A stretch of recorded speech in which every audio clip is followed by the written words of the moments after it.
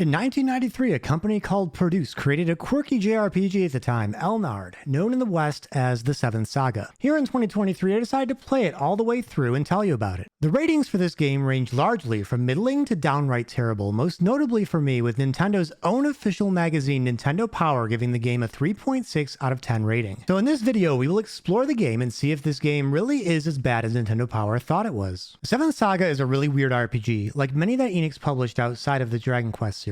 You begin the game by choosing a character out of 7 options. Your choice affects how you handle combat in the game, as each character learns different spells at different levels and gains stats at different rates. Character choice can also mix up the route through the middle parts of the game too. What the game doesn't tell you is that some options are easier than others, and I'm not going to make this any harder than it needs to be for myself, so we're going with the Elf Asuna Busy for this playthrough. You can choose to play the game completely solo, or eventually reach a point where you can invite one of the other 6 characters to join you for a maximum party of 2, which also splits the experience each character would earn in half. They're all on the same journey as you to collect all 7 of the runes to become the king's heir. You can also fight them, or they may challenge you, and they can take the runes you found if you lose to them. Like most RPGs, you can buy equipment for your characters, and items are very important in this game for survival. You also need to purchase gems with unspent money because when you die, and you will die, you lose half your gold, but gems will sell for what you paid for them. It's a convoluted way to not lose your savings when you wipe, and a pretty bad one when the gems can't keep up with what you need to save to purchase everything in the late game. Items and gems can only stack to 9, so it's important to carefully consider when to use them. Fortunately, the runes you find throughout the adventure are extremely useful as they are infinite use items that can buff stats in battle or have other very useful effects like stealing MP from enemies. Intelligently using runes and items allows players who understand the game to complete the game quickly at lower levels or solo. The game also has a mechanism where characters that guard can use a stronger attack on their next turn, and it makes guarding another important strategy in the combat system. As Asuna, I'll be relying largely on low-level magic for most encounters, peppered with multi-target magic when appropriate. Stronger spells aren't worth using regularly unless it's imperative to end a dangerous fight as soon as possible. You have to level up to learn magic in this game, but Asuna's most useful spells are learned at the beginning of the game. Furthermore, as an offensive magic user, we won't have to spend turns, and thus time, guarding before attacking with a weapon like many of the other characters would have to.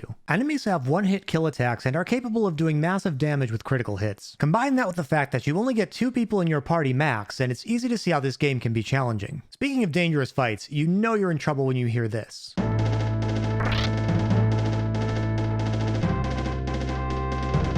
Even in 2023, I do think this game has one of the most awesome boss battle themes I've heard in a JRPG. This is Rhombus, the first boss of the video game. Looks pretty cool, doesn't he? Well, he wiped the floor with me. This particular boss has a trick to him. Apparently, if you die the first time you fight him and talk to some people in town, you can learn the real story behind him. Someone will give you a special item, and you can use that item to instantly end the fight. So that's exactly what I did. And then I finally got the Key of Earth, which opens the Gate of Earth, but before I can even do that, I have to walk all the way back out of the castle. To be fair, there are items later in the game that will let you just warp out of dungeons, but we don't have them now. And at least the enemies are gone. So on to the Gate of Earth. I should mention that between dungeons, I'm typically spending a lot of time exploring and grinding. This entails going into the dungeon and taking as much as I can before I have to return to the inn. I repeat this process until I've taken all the treasure, and then on my final run I attempt to clear the dungeon. If my level's too low even after all that exploring, which is usual for this game, I just run circles outside fighting enemies until I've gained a few more levels. This enemy, the Trick, is the first of many enemies that will jump out of treasure chests to fight me. They can be pretty challenging fights, which is why you see me using items in this particular fight. Fortunately, the mirror I had on me reflected his petrification back at him, and the topaz is a pretty nice reward worth 500 gold, which is a lot at this point in the game. And this is the bounty hunter Pyson, the second boss. Apparently, one of the other heroes put a bounty on my head. If I'm being honest, he wasn't too difficult for me thanks to all the exploring I did in the cave before encountering him. However, this definitely won't be the last time we see this guy. There's still a little cave left to go through after we beat him, but nothing eventful happens and we make our way to Banro, the next town. At Banro, we actually have the option to interact with Leges Remul, the demon, Lux the Tetsujin, or Valsu the cleric. Valsu and Lux are actually very good characters. Lux in particular with his big iron muscles would probably be a great complement to Asuna. Fun fact, Tetsujin literally means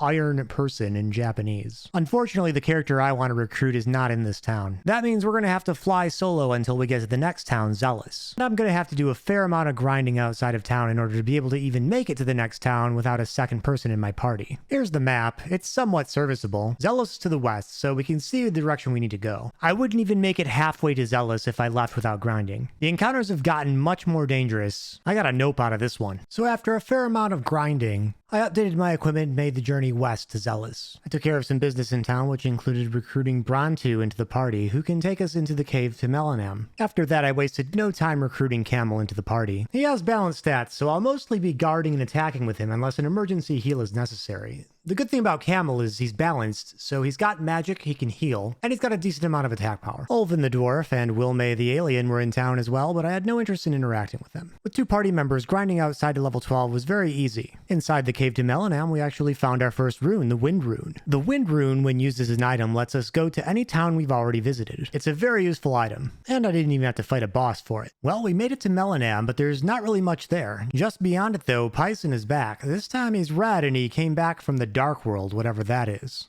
With Camel in the party, we triumph. Past Pyson, we make our way to Aegis, the next town. There's not much to see and do in Aegis, but we do learn that the inhabitants are descendants from the Melanam civilization from 5,000 years ago that destroyed itself. There's a cave in the town that leads back to the mainland, so we are going to take that out. The enemies in the cave itself are nothing special. However, once you leave that cave, the enemies get a lot stronger. So we aren't going to waste time, we're going to go directly to the next town nearby. Pell is a coastal town, but there are problems with the ships right now. There's a drunk digger we'll get to later, but most importantly we learn there's a town in the south with the water rune. So off to that town, after some more grinding of course. A flashing red dot on the minimap indicates that there's a rune in that location. Anyways, on to Gunts, the next town. The people here talk kinda funny. The only important NPC here is the Sage. He'll be reluctant to part with the water rune of course, but if you keep bothering him in JRPG fashion, he'll come around. We just need to solve the town's water problem to get the water rune. Looks like it's back to Pell to get the drunk digger over here. So we go back to Pell, grab Kosei the digger, and like magic we get the water rune. The water rune is probably the most useful rune in the game, as you can use it in battle to recover your health. It's even more useful if you're playing as a character that can't heal theirself. We also learn that there's another rune in the castle to the east, called Petroff, and so that will be our next destination. Again, we see the blinking red dot. So some clown went into the castle, killed the king, took the star rune, and now is just torturing the citizens. And of course, we are going to have to deal with it, but the castle gate's locked, so we have to find the hidden passage into the castle. So I do the typical raiding, pillaging, and leveling up I usually do when I get into a new cave. However, instead of proceeding to the boss in here, I decided to explore around the world a little more. My goal is to buy better equipment in a future town, and then come back here and actually go into the castle. The boss in this place has some quirks I'm going to explain in detail a little bit later, but for now, let's head out. This is the Grime Tower. If you're playing as Olvin, this is basically your ticket to the next big part of the game. There's nothing we can do here as Esuna. And this is the next town, Bone. In Bone, the people explain how you can use the Grime Tower to move to the next continent. There's also a rumor of a dinosaur in the eastern area. We're just here to buy new equipment though. And we're currently at level 18, which is a good level, I think, to finish off Petroff. So let's head back. So back in Petroff, we approach the throne, and lo and behold, it's none other than Olvin waiting there for us. Turns out he was the one that killed the king and took the star rune. Olvin offers us to join him.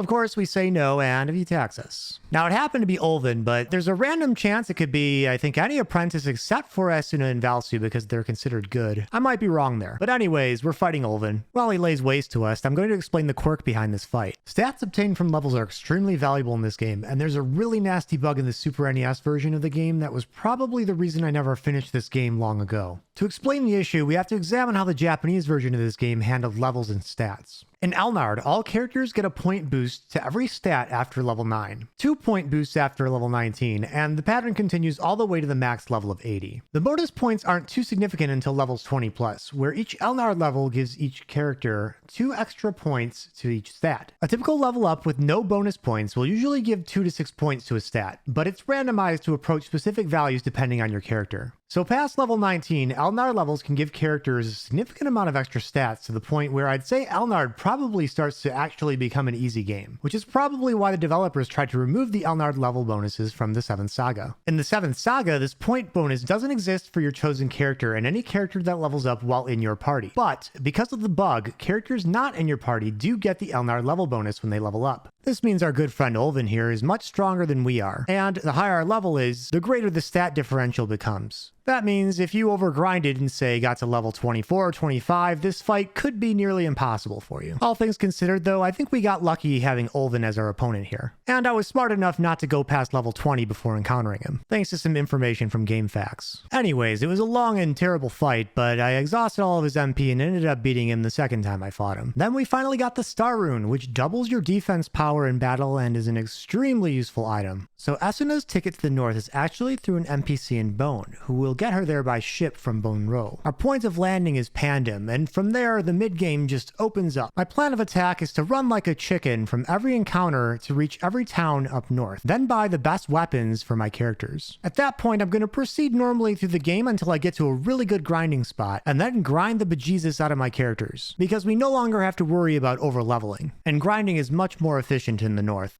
As I was traveling from town to town, I did make sure to nab some equipment from some of the better towns, and this made journeying to the rest of the towns much easier.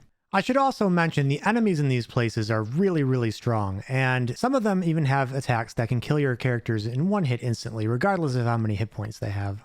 Once my characters had the best stuff they could buy, I traveled through a cave to Luz on the east side of the continent and killed the dragon for the Sky Rune, which is an extremely useful rune that recovers MP when you use it on your characters. The area around Luz is also a fantastic grinding spot, and I got my characters all the way up to level 28. To prepare for the more challenging parts of this continent, I decided to explore the North Tower. This is the tower that connects to the Grime Tower we were at earlier. It's entirely optional, but the treasure here will probably help me on my journey. An NPC by the name of Prosa offers to trade the Moon Rune for recovering the kidnapped children from the nearby towns. They've apparently been taken to Baron Castle, so that's our destination. And here we have to fight Serpent. Her spells are pretty dangerous, but she's vulnerable to physical attacks, which makes me grateful I have Camel in my party. After we beat her, we talked to the kids and learned she wasn't so bad. Prosa gives us the Moon Rune, which doubles a character's attack power and is extremely useful for physically oriented characters. Now it's off to Biltham for the Light Rune. The services in town are inaccessible as Doros has taken over the castle and is making life miserable for everybody. Of course, he has the Light Rune. Biltham Castle is loaded with enemies and the boss who can use instant death attacks. The harp item will automatically prevent him, but of course the items will deplete as they're used. Anyways, in the castle we do find Doros' father, who gives us an item called the Star, which is necessary to use against Doros when he splits into 3. Aside from that gimmick, he's really not any different from any other boss. We beat him and get the Light Rune, which increases magic power when used in combat, but since we're getting this rune so late in the game, it's almost useless, which is sad since we are controlling a magical-oriented character. The story behind Doros is actually kind of sad. He was a wise magician, but he was corrupted by the power of the Dark World. His father retrieved the Star, which had the power to kill them, but since he was his son, he didn't want to do it, so he left it to us. The final rune is located on the western continent, but we can't go there by boat, so we're gonna have to fly. We end up taking the flying machine there, and of course, the flying machine breaks down and it turns out to be a one-way trip. Except, we do have the wind rune, so we can still warp back and grind if we need to. So the town we crashed in is called Valenka. According to the citizens, some great evil is stirring up. We also get news that some clown named Gariso, who was sealed by King Lamil 100 years ago, has been resurrected, and we need to find the Moonlight to do something about it. A bunch of warriors who traveled to some place called Gorfun have not returned either, so bad news all around. We get some new equipment from this new town, so we begin exploring the next place, the Cave of Capel, but we don't finish it because at the end of the cave we're going to lose access to our magic, which is a nasty surprise, and I want to make sure I'm over leveled when it happens. So I grinded a massive 9 levels because I'm sick of this game's crap, and I don't want to have to grind anymore in this game. Sufficiently prepared for the curveball this game will throw at me thanks to the guide I'm using. We proceed to the end, lose our magic, and scramble to the next town, only to learn that we've been cursed. So we scramble to the next town, Guanta, and we found the guy who cursed us. He said a stinky vision told him we were evil. But now that he's face to face with us, he senses good. Unfortunately, he believes in fairy tales more than his own eyes, so we're gonna have to prove we're good. That means going into the Cave of Silence and obtaining the Moonlight, with the good intention of confronting Gariso with it. The NPCs also talk about a crazy battle between some dude named Sorrow and Gorcia 5,000 years ago, the same time period when Melanam was destroyed. Remember what I said earlier about Elnard levels? Well, Campbell has been gaining very stinky 7th Saga levels. That means he sucks. So, I decided to replace him with Lux Tizer, the Tetsujin, who has gained a very sexy 40 Elnard levels. That means Lux has plus 60 to all of his stats compared to Esuna and Camel. I mean, just look at these stats compared to Esuna. He hit the attack cap of 255 already. And he even has 28 more points of magic than Esuna despite not being a magic user. And he's faster than Esuna, which should never happen. I'm not even done with Lux yet, but we're gonna have to wait until the late game to truly unlock his potential. So that all done, we are in the Cave of Silence. If I'm being honest, this wasn't as bad as I thought it'd be, but being level 42 definitely helps. And even if Esuna can't attack, she can still power up Lux with runes. Well, if it isn't our good friend Pyson. This time his name is Metal Pyson, and he's got some instant death attacks on him. Still, Pyson be Pyson, and now Pyson's dead. Again, at least for now. He leaves us with some choice parting words, but all we care about is getting the moonlight at the end of the cave. I wasted no time getting Esuna's magic back. The sage also explains that the runes were used to seal Gorsia's power 5,000 years ago, and that Godiso does have the last rune, the wizard rune. So now it's off to Gorfun to face Godiso. But first, in order to deal with the nastiest curveball this game throws at you, I went and bought as many of the most useful items in the game as I could, especially the stat buffing items that kind of became irrelevant when I got the runes. Fortunately, I've already grinded plenty, so now I'm ready to go. This small cave leads to the castle, but we will have to confront the dragon Monmo, who's strong against physical attacks and weak to magic. All in all, not too bad at all. Then we navigate through the castle to Godiso, who kinda looks like a final boss, right? The only real gimmick behind this boss fight is that you have to use the moonlight at the very beginning to make him visible. He has nasty spells which include instant death magic too. But all in all, not too bad. We get the wizard rune, but it doesn't even matter what the wizard rune does, because in a pretty awesome story twist and a very terrible gameplay twist, all of the runes end up destroyed, and we end up transported 5,000 years into the past. That's right, we just lost access to all the free healing and buffs, the ability to travel to towns, and the ability to recruit or otherwise interact with the other heroes. And let me tell you, the enemies definitely don't get any easier. If you didn't grind before this point, this is definitely a prime time to just give up on the game, because it would take forever to grind experience in this place. So after 7 days of unconsciousness, we wake up in the town of Farano. People here have heard that Saro defeated Gorsia, so the monsters are supposed to disappear with him. We also learn of a town called Pasanda, far to the southwest of Farano, and that will be our next destination. There's a change in battle theme here too, which is really cool when RPGs do that. The people in this town say that Gorsia defeated Saro. Looks like we're gonna have to go west of the kingdom of Lagina to find out the truth. Oh yeah, and Melanem is a thing in this time period. So we make our way to Lagina, where everything is explained. Gorsia wants to take over the world. Saro sealed his magic in the 7 runes. Gorsia used what was remaining of his powers to travel 5,000 years into the future, where he killed the real King Lamil and sent us 7 apprentices on a journey to get the runes back. After Esuna got the runes back, he shattered them, got all of his power back, and then sent us 5,000 years into the past. And now it seems like Saro's the one who's been sealed. So whenever we used those runes, we were basically using Gorsia's power. Anyways, our next stop is Melanem. We charm a guy who bought an expensive airship to get there. There's not much to do in Melanem on our first visit, but it's important to note that Lux can buy some new equipment here. It's easy to miss because Lux doesn't change his equipment much in this game. Anyways, from Melanem, our next destination is Pelsu. Here we get a letter to deliver back to Melanem. This will let us access new parts of Melanem. So it's time to walk back to Melanem. I am really missing the wind rune right about now. Melanem is a much more interesting place now. Remember how I said I wasn't done powering up Lux Tizer? He'll be the real final boss of this video game when I'm done with him. I mistakenly thought that 255 was his power cap. Oh man, was I wrong. This old man tunes Lux up. It's supposed to be a one-time thing, but thanks to glitches and the internet, I learned there was a way to repeat this process. And I took it to its extreme. Here are his already high stats before I exploited the bug, and this is what he became when I was done. Time to test out our new work of art. Delivering the letter leads us to a laboratory where a secret project is being developed. We learn that the scientists are developing an ultra-powerful Tetsujin named Foma. Apparently, he's not only stronger than Gorgia, but strong enough to destroy the world. Nothing can go wrong with that, right? Well, the lead scientist is named Dr. Fail, and as if that weren't enough, we know what happens to Melanem thanks to our time in the future. So after talking to Dr. Fail, leaving for a different town and coming back, then running around for a little while, the sirens suddenly start going off. Fortunately, there are no enemy encounters, so we can just walk straight to the location of Foma. As for Foma, I'd say Lux is stronger. Melanem gets destroyed, but everybody escapes by airship to the Barluca continent. We learn there's a settlement of Saro's retainers to the far northeast, so that's our next destination. We learn that Gorsia cursed the runes, so Saro was unable to use them in his battle against Gorsia. Fortunately, his faint life force was detected to the far west, so that is our next destination. There are a lot of weakened Tetsujin in here from Melanem. There are also 2 bosses, but if I'm being honest, Lux just destroys them like they're normal enemies at this point. And finally, finally at the end of the cave, we meet Sorrow himself. He's at death's door, but fortunately he's using the last of his strength to recover the true power of the runes, allowing us to finish the fight against Gorgia. Apparently he's going to reincarnate in the future, so now the runes are debuff items. The wizard rune blocks his magic for a while,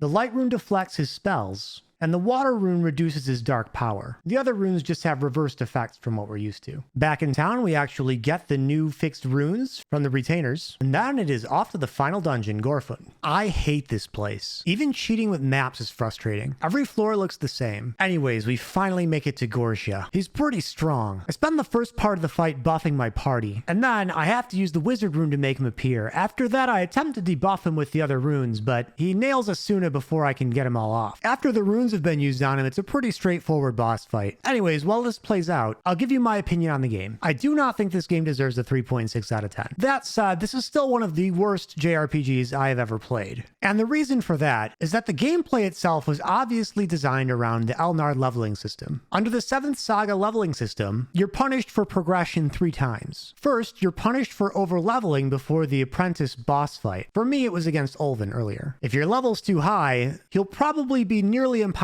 to beat, thus soft-locking you and wasting your time. Even after that point, and even if you are under the Elnard leveling system, the game punishes you again for progression when it takes your magic away from you. At that point, you at least still have access to the runes, so you could just go to a really weak area and grind super slowly to get strong enough if you didn't grind enough before you lost your magic. It's still annoying. The last and worst part of this game that punishes you is when you're transported to an entirely different time period, without access to any of your runes. At this point, if you haven't sufficiently leveled up beforehand, and you can't heal outside the use of items, you're pretty much screwed. At least if you're gaining Elnard levels, the last 2 instances aren't as bad because the extra stats will compensate for your lower level. But playing 7th Saga and getting to the apprentice at a very high level and finding out you can't progress in the game, that would probably make me angry enough to give this game a 3.6 out of 10 too. All that said, I used a guide, I exploited bugs, and exploiting the bugs was probably the most fun I had in this game. These are things little Isidoro couldn't do back in the day when he rented the game from Blockbuster because he didn't have the information to do so. In 7th Saga's defense, the game is definitely challenging, but this challenge just means you're spending 2/3 of your time playing this game leveling up. And while that's fun for some people, it wasn't fun for me, and it probably isn't fun for a lot of people. I think the best part of this game was its story. Localization on 7th Saga 2 never did complete, but the game is known as Mystic Arc in Japan, and there is a fan translation available for that game, although I'm not interested in even playing it. And I guess that game did pretty well in Japan too, because there's a sequel on the PlayStation called Mystic Arc Theater of Illusions, but it's an adventure game, and of course it never did get localized, and I don't think it has a fan translation yet either. I find dying in this game to be not so bad, but seeing as how you can only save in churches, and you always respawn in churches when you die, it can be very annoying retracing your steps to get back to where you died. I'd put this game a tier above Quest 64. That game was so bad I stopped playing it after only a few hours in. So it would be very difficult for me to recommend this game to anybody in 2023. The only real reason I played the 7th Saga was because this was that one game I always gave up on about halfway through and always regretted never completing.